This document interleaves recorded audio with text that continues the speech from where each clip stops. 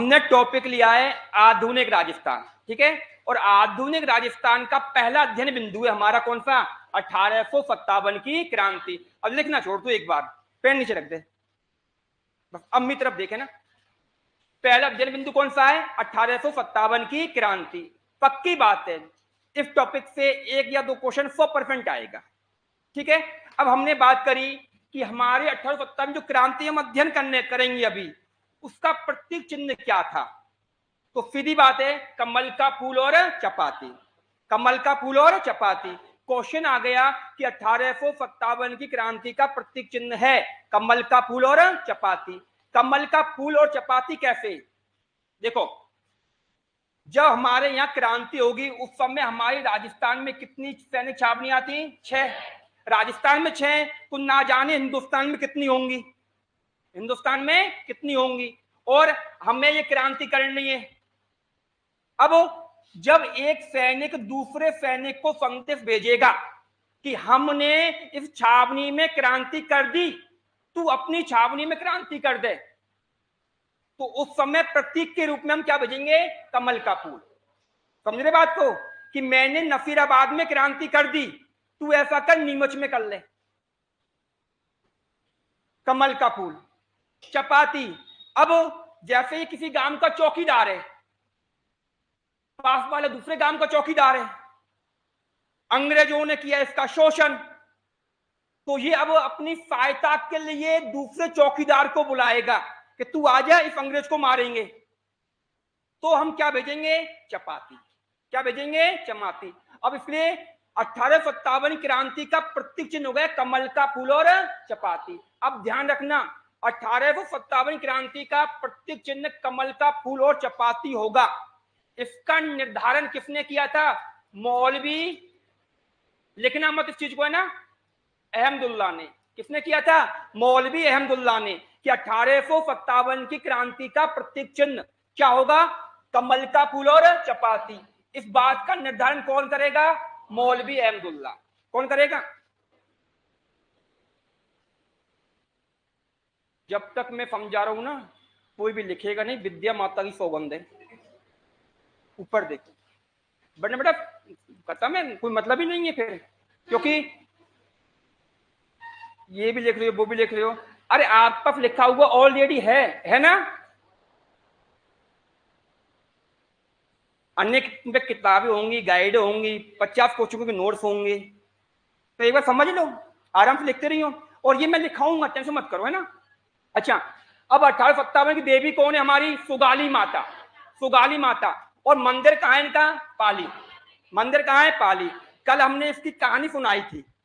अब सुगाली माता के 54 तो क्या है, हाथ, और 10 क्या है, सिर। 10 में से 9 सिर तो मान आपके जानवरों के हैं, और एक सिर किसका है, मानव का। अब हमने चालू की कल 1857 क्रांति, तो हमने लिखा था कि हमारे जो मराठे थे उनको राजपूतों ने लूटा, या जब मुगल काल शक्तिशाली था तो मुगल काल के राजाओं ने राजस्थान के राजाओं को आधार बनाकर साउथ में भेजा, और वो लोग साउथ में गए और मराठों क्या किया, परेशान किया।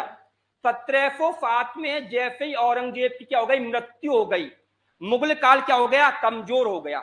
मुगल काल क्या हो गया, कमजोर। आप पढ़ते हो ना, मुगल काल 2 चरणों में। नंबर 1 1526 से 1707 शक्तिशाली मुगल काल। उसके बाद 1707 से 1857 तक कमजोर मुगल काल। तो जब मुगल काल शक्तिशाली था तो राजस्थान के राजाओं के द्वारा मराठों का शोषण किया गया। जैसे मुगल काल कमजोर हुआ तो मराठों ने क्या लिया, अपना बदला लिया, और हमारे राजस्थान पर क्या किए, अटैक किए। अब वो राजस्थान पर अटैक करेंगे तो हमको मारेंगे भी, धन भी लेके जाएंगे। तो आप पढ़ते हो कि राजस्थान में सर्वप्रथम 1734 में बूंदी रियासत में आ गए। कहां गए, बूंदी में। अब एक तो हमारे मार भी लगा रहे हैं, वो पैसा भी ले जा रहे हैं, धन भी गया धर्म भी गया, धन भी गया और धर्म भी गया। तब हमारे राजस्थान के राजाओं ने या हमारे भारत के राजाओं ने अंग्रेजों से क्या की, मुलाकात की। क्या की, मुलाकात। और कहा कि सर आप हमारे आका हो, ये लो पैसा, और हमारी क्या करो, सुरक्षा करो। क्या करो, सुरक्षा करो। तो भारत में फायक संधियों को लाने वाला अंग्रेज हो गया लॉर्ड वेलेजली। कौन हो गया? Lord Wellesley. कल लिखाया था मैंने कि भारत में फायक संधियों का जनक कौन है? Lord Wellesley. कब लेके आया? 1798 में। हिंदुस्तान की पहली रियासत जिसने फायक संधि की है हैदराबाद। कौन सी है? हैदराबाद। उसके बाद हमने कहा कि भारत में फायक संधि आ गई 1798 में, और 1803 में लॉर्ड वेलेजली ने हमारे राजस्थान की रियासतों से भी क्या की? फायक संधि। और ये रियासत कौन कौन सी हैं? देखो ध्यान रखना, भरतपुर, अलवर, जयपुर, जोधपुर और धौलपुर। मैंने क्रम लिखा है ये। सबसे पहले भरतपुर, फिर कौन है? अलवर, जयपुर, जोधपुर और धौलपुर। रियासत ने क्या की? फायक संधि। किंतु राजस्थान के राजाओं ने अपने अधिकार नहीं प्रदान किए। किसको? अंग्रेजों को। हमने कहा पैसा ले ले और सुरक्षा कर ले, बस ये बात है। अंग्रेजों ने कहा ऐसे तो हम नहीं माने, क्योंकि हमको तुम्हारे 3 अधिकार चाहिए बस, केवल। कौन कौन से?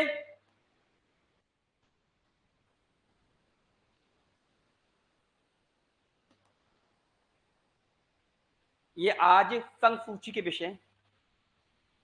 हमें 3 अधिकार दे दो। अब दिमाग लगाओ कि अगर ये तीनों अधिकार हमारे राजा अंग्रेजों को दे देंगे तो हमारा राजा नाम मात्र का रह गया ना। सर्वोच्च सत्ता कौन है? अंग्रेज। तो हमने ये मना कर दिया। मना कर दिया तो इन्होंने इन फायक संधियों का कोई भी महत्व नहीं दिया। अब ये बाद में होंगी, संशोधन करके होंगी। तो अतः इन फायक संधियों का कोई भी महत्व नहीं रहा। उसके बाद राजस्थान में 1817 से 1823 के मध्य क्या होंगी? फायक संधियां होंगी। ध्यान रखना, यहां से क्वेश्चन निकलता है कि राजस्थान में फायक संधियां कब से कब तक हुई हैं? 1817 से 1823 तक। अच्छा, और किसके काल में हुई थी? Lord Warren Hastings. बेटा ये कौन थे? इस समय हमारे भारत के गवर्नर जनरल थे। कौन थे? Governor general. मतलब भारत में अंग्रेजों का सर्वोच्च पद कौन सा है? Governor general. 1817 से 1823 तक क्या होंगी? फायक संधियां होंगी। उस समय भारत का गवर्नर कौन था? Lord Warren Hastings. अब जो फायक संधियां हो रही हैं ना, इनको हमने क्या नाम दिया था? अधीनस्थ पृथककरण। मतलब तुम्हारे अधीन रहते हुए भी हम क्या होंगे? अलग अलग होंगे। अधीन तो तुम्हारे हैं पर भी कैसे अपन? अलग हैं। इसलिए इनको नाम दिया गया अधीनस्थ पृथककरण की फायक संधियां या वास्तविक फायक संधियां। अब क्वेश्चन सुन लो, राजस्थान में वास्तविक फायक संधियों जनक कौन है? Lord Warren Hastings. Question change हो गया कि राजस्थान में अधीनस्थ पृथककरण की फायक संधियां कब से कब तक हुई हैं? 1817 से 23 तक। किसके काल में हुई हैं? लॉर्ड वारेन हेस्टिंग्स के काल में। भारत में फायक संधियों जनक कौन है? Lord Wellesley. कौन है? Lord Wellesley. 2-4 क्वेश्चन बन रहे अब तक कि संपूर्ण भारत में फायक संधि जनक कौन है? Lord Wellesley. भारत में कब आई है? 1798। राजस्थान में कब आ रही है? 1803 में। किंतु इनको हम क्या नहीं दे रहे हैं? महत्व नहीं दे रहे। अतः राजस्थान में वास्तविक एवं अधीनस्थ पृथककरण की फायक संधियां कब होंगी? 17 से लेकर 23 तक होंगी।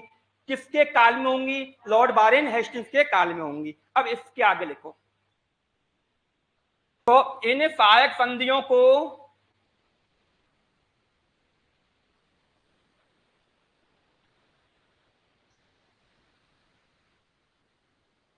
संपन्न कराने के लिए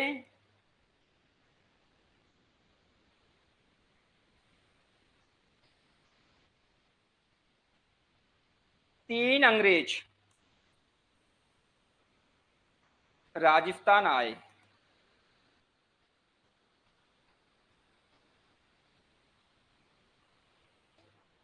कौन कौन थे?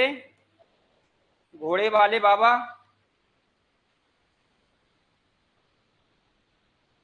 नंबर 2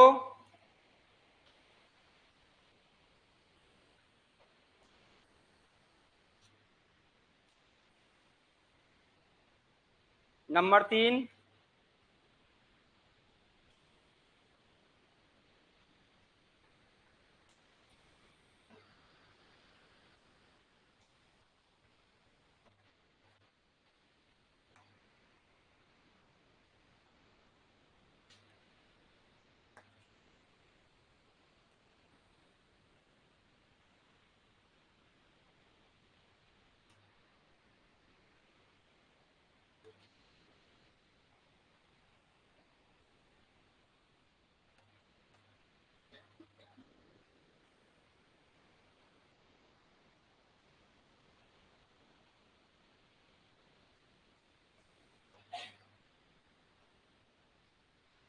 पॉलिटिकल एजेंट का पद कब आया है? 1817 में।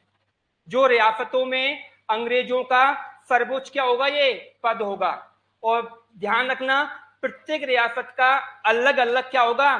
पॉलिटिकल एजेंट होगा। ठीक है। जैसे भारत में अंग्रेजों का सर्वोच्च पद कौन सा है? Governor general.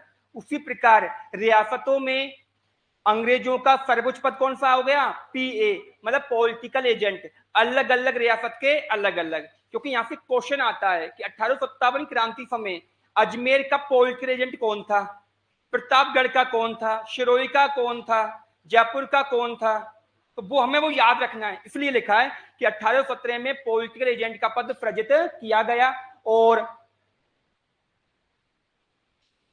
पीए रियासतों में अंग्रेजों का क्या था? सर्वोच्च पद था।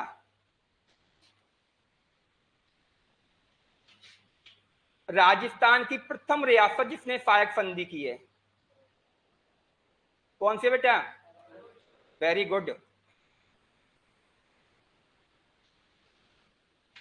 राजा कौन है हमारे? जिंदगी में एक ही क्वेश्चन याद हुआ अब तक, बस। दूसरी रियासत कौन सी है? हैं?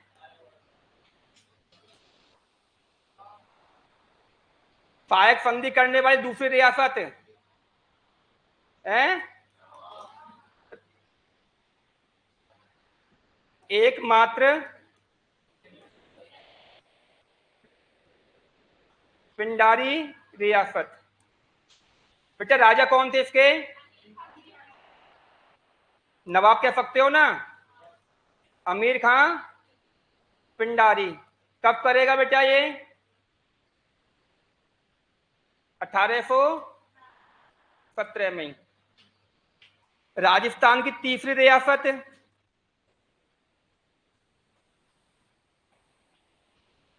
कौन सी है? कोटा। और यहां के राजा कौन है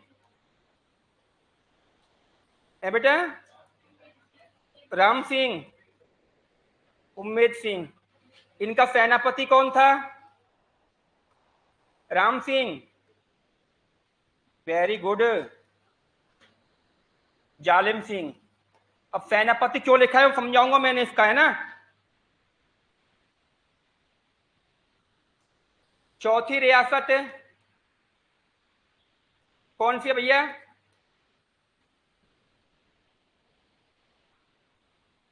जोधपुर। कब करेगी ये? यहां का शासक कौन है? बोलो भैया, तेज बोला करो। मान सिंह राठौड़, जिसे सन्यासियों का राजा कहा जाता है। अधिकांश रियासतों ने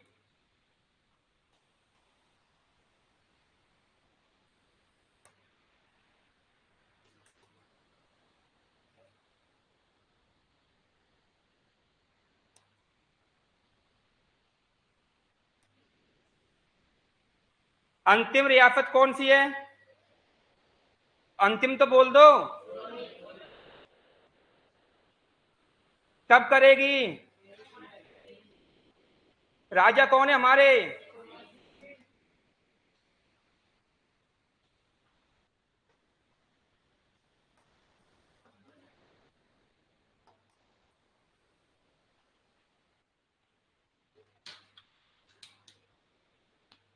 क्योंकि एग्जाम में अंतिम और प्रथम आती है ना, तो अंतिम भी याद रखना, प्रथम भी याद रखना।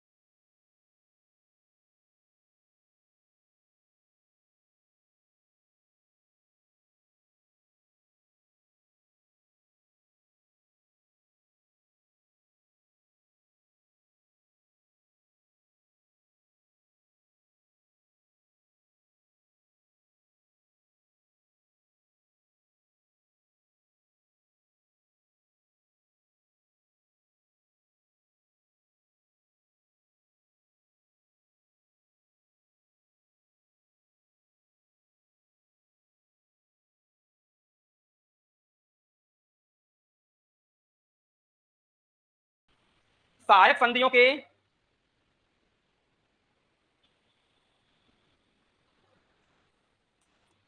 प्रपत्र पर हस्ताक्षर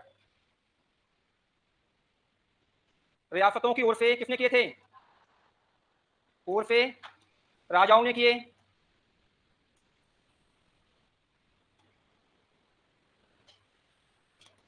जबकि अंग्रेजों की ओर से, भैया इसे याद रखना, ये बहुत शानदार क्वेश्चन बनेगा जब बनेगा, जब अंग्रेजों की ओर से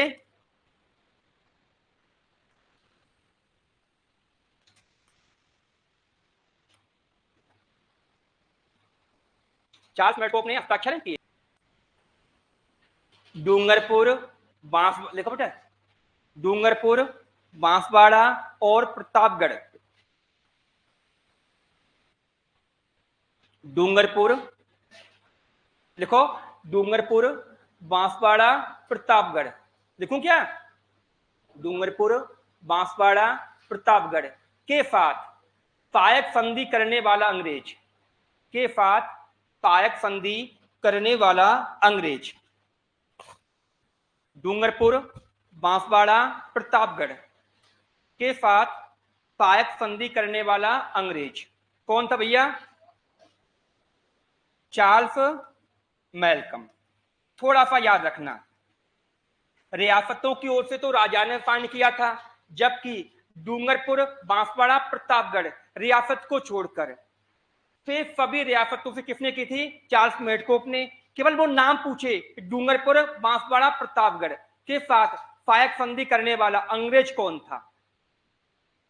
चार्ल्स मेलकम। यहां तक लिख लिया? अब लिखना छोड़ दो, अब सामने देखो एक बार।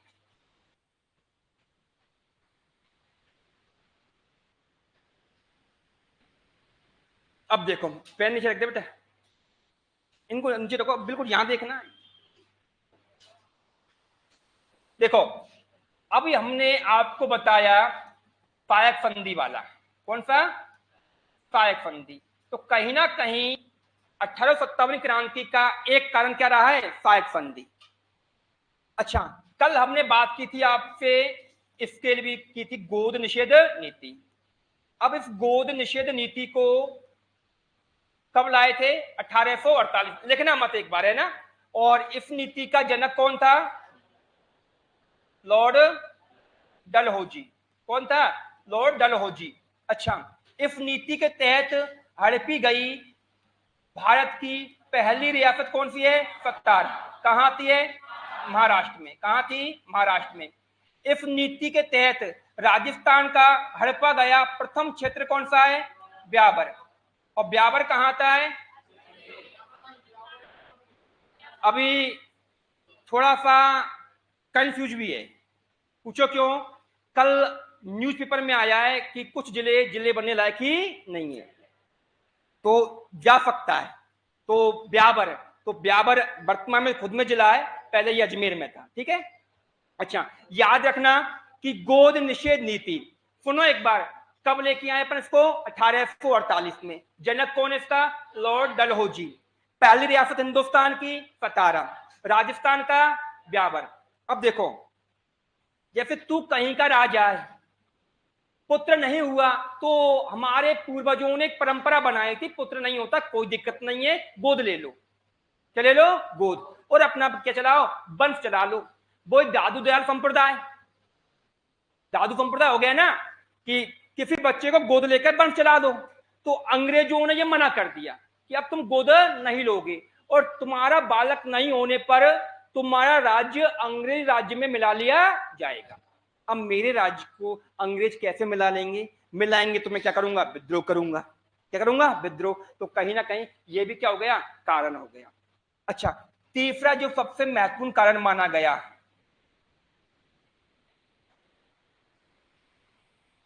जो क्रांति का सबसे महत्वपूर्ण कारण कौन सा था? Enfield rifle. अब ये क्या था? सुनो भैया, हमारे भारत में क्रांति की शुरुआत हुई है 10 मई से। सुनना एक चीज को, राजस्थान में क्रांति शुरुआत होगी 28 मई से। भारत में क्रांति होगी कहां से? और राजस्थान में कहां से होगी? नसीराबाद। और राजस्थान में सूचना कब आएगी? 19 मई को। कहां पे आएगी? माउंट आबू।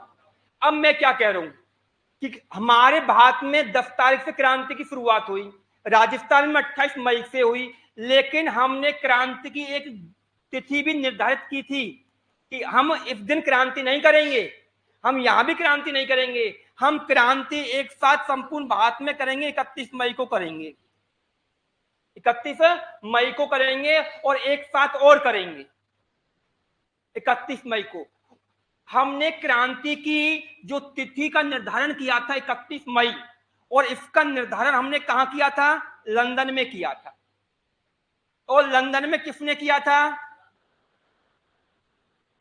अजीमुल्ला खां और राणोजी बापू ने। ये हमारा डिसाइड था, क्योंकि ये वकील थे, किसी केस के सिलसिले में कहां गए थे? लंदन गए थे, वहां बातचीत हो गई तो हमने कर दिया कि 31 मई 1857 को हिंदुस्तान में क्रांति की जाएगी। निर्धारण हो गया 31 मई संपूर्ण भारत में क्रांति करेंगे। अब हमारे दिमाग में केवल एक ही शब्द है, 31 मई का इंतजार, 31 मई का इंतजार। और फिर क्या होगी? क्रांति होगी और अंग्रेजों को पकड़ पकड़ कर हम मारेंगे। लेकिन जो सोचते हैं ना, वो कभी होता भी तो नहीं है। हमने सब कुछ तैयार था, पूरी योजना थी, पक्की बात है इस दिन हम क्रांति करते, हो सकता है सफल भी हो जाते, ये तो नहीं कि सफल हो जाते, हो सकता है सफल हो जाते। किंतु एक ब्राह्मण सैनिक था मंगल पांडे, पता नहीं इसको क्या दिमाग में आया, इतने दिन शांत बैठा था, क्योंकि इनका जन्म हुआ था 1817 में बालिया में। कहां पे हुआ था? बालिया में। इतने दिन से चुप बैठा था, तो कुछ दिन चुप और बैठ जाता। जब 17 में जन्म हुआ है, 1857 तक हम चुप बैठे हैं, शोषण का सहन कर रहे हैं, तो 2-4 दिन और कर लेता सहन। लेकिन क्या हुआ? 29 मार्च की बात है 1857 में, मंगल पांडे बंगाल की बैरकपुर सैनिक छावनी है, बैरकपुर सैनिक छावनी। बेटा याद रखना इन चीजों को, है ना, ये बिल्कुल फैक्ट पूछेगा। मंगल पांडे कौन था? बंगाल की बैरकपुर सैनिक छावनी का सैनिक। कौन सी रेजिमेंट का? 34वीं रेजिमेंट का। कौन सी? 34वीं। मंगल पांडे है, बालिया का रहने वाला है, 34वीं रेजिमेंट का सैनिक है, नियुक्ति कहां है? बंगाल की बैरकपुर सैनिक छावनी में। अभी 29 मार्च की बात है, मंगल पांडे बैठा हुआ था अपनी छावनी में, ये अंग्रेज आ गए 2 बाग, और इनको भी अभी आना था। आज मंगल पांडे का दिमाग भी खराब था, हाँ, और दिमाग खराब क्यों होता है तुम सबको पता रहता ही है। अब बैठा हुआ था, ये 2 अंग्रेज आए, बाग और लूशन। इन्होंने आते ही कहा, ओए मंगल पांडे, बंदूक का प्रयोग कर। मंगल पांडे ने कहा, सर आज चले जाओ थोड़ा सा, कि नहीं अभी कर। तो मंगल पांडे ने कहा कि सर मैं नहीं करता, क्योंकि तुम्हारे कारतूसों पर क्या लगी हुई है? चर्बी लगी हुई है, और इसका मैं करूंगा ना, क्यों वो कारतूस चलाने हैं, उससे पहले दांतों से चर्बी हटानी है। आपने एक मूवी देखी तिरंगा, नाना पाटेकर राजकुमार की, तो उसमें कुछ हथगोले रहते हैं ना, ऊपर कुछ लगा रहता है, यूं फेंके हुआ है दांतों से हटा के। तो आपको जब भी बंदूक चलानी है तो कारतूस मिलेंगे, कारतूस पर चर्बी लगी होगी, वो दांतों से हटानी है, बंदूक लोड करनी है, फिर चलानी है। चर्बी लगेगी, थोड़ी बहुत मुंह में तो जाएगी, धर्म भ्रष्ट हो गया। और उस समय तो हमारे हिंदुस्तान में तो धर्म ही बहुत बड़ा था, जो हिंदुओं को कहा गया था कि समुद्र पार नहीं करते, सिंधु को पार नहीं करते, जनेऊ धारण करते हैं, पता नहीं कितने आडंबर हुआ करते थे। अब यहां मना कर दिया तो अंग्रेजों ने पुनः आदेश दिया कि मंगल पांडे सुनता नहीं है क्या? तो मंगल पांडे ने कहा रुक जा, सुन लूंगा आपकी बात। काटा, लोड किया, और दोनों अंग्रेज अधिकारियों में क्या डाल दी? 2-2 गोली डाल दी, मतलब गोलियां मार दी बाग और लूशन में। दोनों यहीं के यहीं मर गए, और बंदे ने तुरंत एक नारा दे दिया, मारो फिरंगी। कौन सा? मारो फिरंगी। ध्यान रखना, अंग्रेजों को हिंदी में क्या बोलते हैं? फिरंगी बोलते हैं। अंग्रेजों को हिंदी में क्या बोलते हैं? फिरंगी। तुरंत अपने 2 अधिकारी बाग और लूथरन को में क्या मार दी? गोली। ये घटना कब की है? 29 मार्च। कहां पे हो रही है? बंगाल की बैरकपुर सैनिक छावनी में। नारा कौन सा दे रहे हैं? मारो फिरंगी का। जैसे ही ये गोली मार दी तो और भी अंग्रेज होंगे वहां पे, लोग आ गए। इसने थोड़ा सा भागने का प्रयास भी किया, बंदूक भी चलाई, लेकिन सीमित मात्रा में कारतूस थे। अंग्रेज आ गए, अंग्रेजों ने किसको क्या कर लिया? गिरफ्तार कर लिया। गिरफ्तार करके इन पर केस चला और 8 अप्रैल को, तारीख याद रखियो, 29 को काम किया है, 8 अप्रैल 1857 को इनको क्या दे दी हमने? फांसी दे दी। तो हमने यहाँ एक क्वेश्चन बोल दिया, 1857 की क्रांति का प्रथम शहीद कौन सा है? मंगल पांडे। अब ध्यान रखना, अब क्रांति हमें करनी 31 मई को, लेकिन मंगल पांडे ने विद्रोह कर दिया था। तो क्वेश्चन आ जाए कि हिंदुस्तान का ऐसा व्यक्ति कौन सा है जिसने व्यक्तिगत रूप से क्रांति की शुरुआत की थी? मंगल पांडे। व्यक्तिगत, मुझे किसी की सहायता नहीं चाहिए, अकेला ही बहुत हूं। एक शेर था, 100 चूहों पर भारी था। अंग्रेज मुट्ठी भर थे, 35,000 से भी कम थे, और हम थे कितने? 35 करोड़ से ऊपर। पर एक 35,000 ने 35 करोड़ पर क्या किया है? राज्य किया है। गलती किसकी थी? तुम्हारी। नीति थी अंग्रेजी, फूट डालो राज्य करो। बस अंग्रेज जिंदाबाद जिंदाबाद जिंदाबाद करते रहे, पिटते रहे। ये नहीं पिटा, इसने क्या लिया? अपने शोषण किया, विद्रोह किया, फांसी हो गई। लेकिन हमारे लिए क्वेश्चन दे गया कि 1857 क्रांति का पहला शहीद कौन सा है? मंगल पांडे। अब 8 अप्रैल को फांसी हो गई। अब क्वेश्चन ऐसे भी आ जाता है कि 1857 की क्रांति में व्यक्तिगत रूप से शुरुआत किसने की है? मंगल पांडे ने। अब इनको फांसी हो गई। अब इनकी फांसी की सूचना कहां पहुंची? मेरठ पहुंची। और उस दिन कितनी तारीख थी? अब सूचना पहुंची, थोड़ा बहुत शांत रह जाते, कोई बात नहीं, हो गई, बदला लिया जाएगा, समय आने पर लिया जाएगा। लेकिन हमारे ये व्यक्ति नहीं माने, तो मेरठ सैनिक छावनी से चलो दिल्ली मारो फिरंगी। रविवार के दिन क्रांति क्या हो गई? शुरुआत हो गई। और ये मेरठ के सैनिक कहां जा गए? दिल्ली पहुंचे। कहां पहुंचे? दिल्ली। अब मैंने कहा ना कि क्रांति के समय आपके दिल्ली का राजा सम्राट, अंतिम मुगल सम्राट कौन था? बहादुर शाह सेकंड। अब जफर के नाम से कविता लिखते थे ये, तो उनको हम बोलते हैं बहादुर शाह जफर। अब ये दिल्ली पहुंचे तो राजा से मिले। राजा से कहा, सर हम क्रांतिकारी मेरठ से आए हैं, क्रांति हमने कर दी है और इस क्रांति में पक्का हमको सफलता मिलेगी। अतः हम चाहते हैं कि आप जैसा महापुरुष इस क्रांति का नेतृत्व करें। तो एक बार तो बेटा बहादुर शाह को भी अचंबा हो गया कि मैं महापुरुष हूं। हाँ, जिससे कभी भी कोई अंग्रेज मिलने नहीं आया, जिसके घर वालों से मिलने नहीं आए, वो महापुरुष। क्रांति में सर्वाधिक आयु का व्यक्ति और सबसे बड़ा व्यक्ति था कि हाँ सर तू सोच, हम इतने सारे लोग आए क्रांति करेंगे, हिंदुस्तान में से अंग्रेज भाग जाएंगे, तू हिंदुस्तान का बादशाह बनेगा, बेताज बादशाह बहादुर शाह जफर। इतने में हो गया वो। ठीक है भाई। उसने कहा, सर 1 मिनट रुको, मैं अंदर जाके आके आता हूं। अंदर क्यों? समझ जाओ गुरुजी, जब कभी तुम किसी काम से जा रहे हो ना, किसी के पास में, और किसी शुरुआत में आपको उसका जो पति मिल जाए, वो कहे कि मैं अंदर जाता हूं अभी, समझ जाओ पत्नी के पूछने गया है कि काम करना या नहीं करना है। अंदर गया। हमारी जो पत्नी थी, बेगम थी, वो कौन थी? जीनत महल। कौन थी? जीनत महल बहादुर शाह की बेगम हो गई।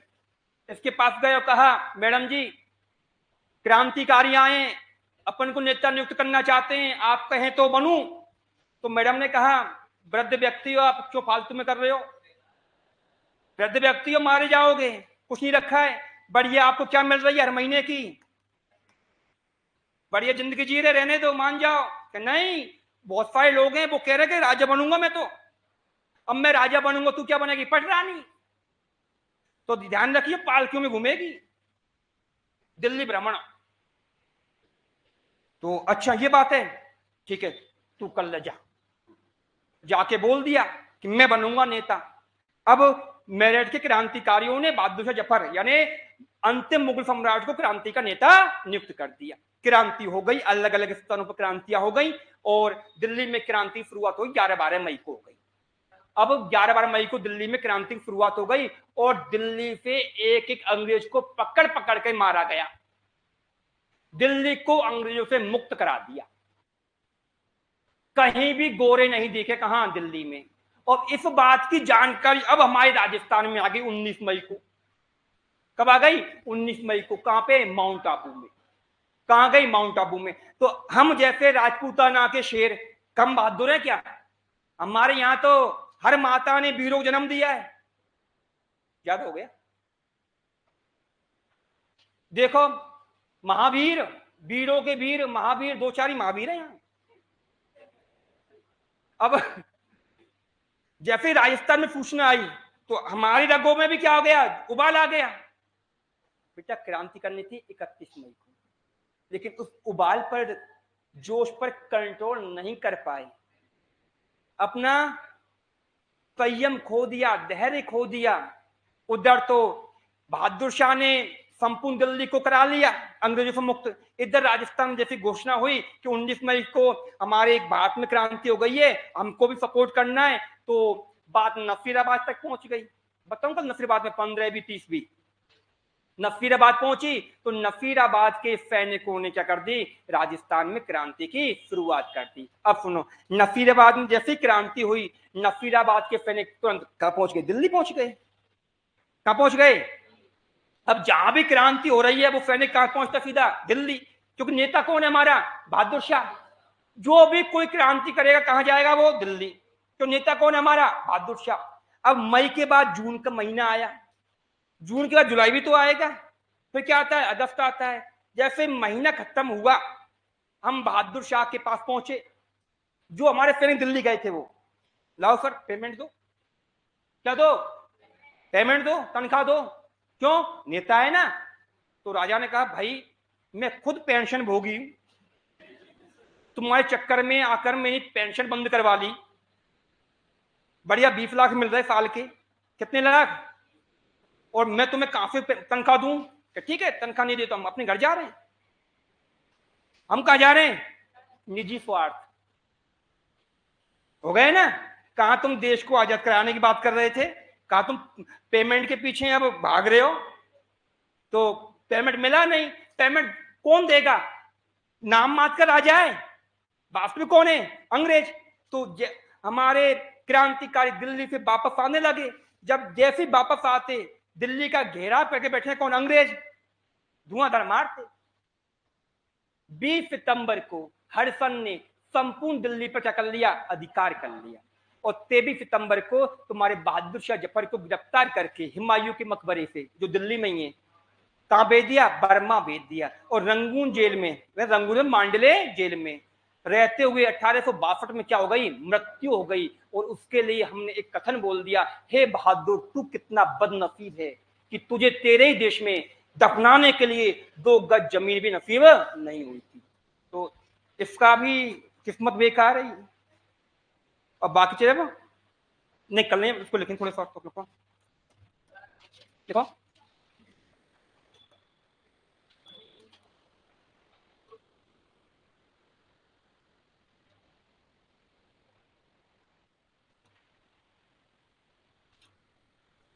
कौन कौन से भैया बोलते जाओ? नफीरा कौन सी? कौन सी? और नीमच, एरनपुरा, नसीबाबाद में भी आता है ना। खेरवाड़ा कहाँ आता है? उदयपुर में। देवली, और एक कौन सी रह गई? ब्यावर, खुद में जिला बना दिया ना। तो पहले कहाँ था ये? अजमेर में है ना।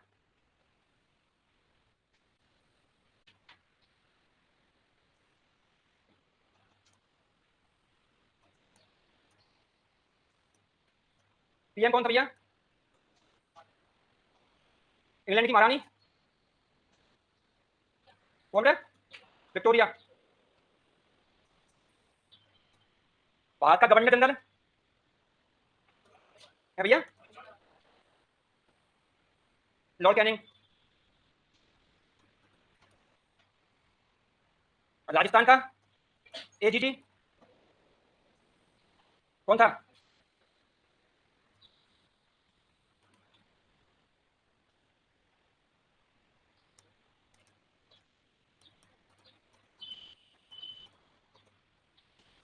क्रांति समय प्रतापगढ़ का पॉलिटिशियन कौन था? प्रतापगढ़ का मेजर रॉक। शिरोई का कौन था भैया? JDO hall.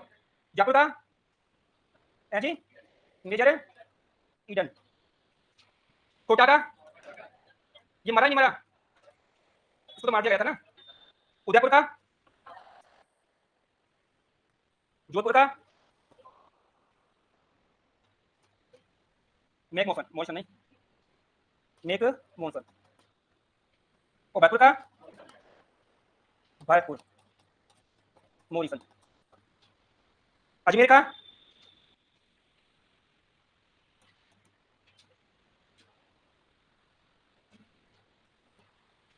बाकी कल